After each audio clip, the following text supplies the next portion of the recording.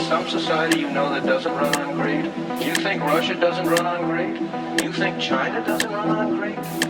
Is it really true that political self-interest is nobler somehow than economic self-interest? You know, I think you're taking a lot of things for granted. Just tell me where in the world you find these angels who are going to organize society for us. Well, I don't even trust you to do that. I don't even trust you to do that.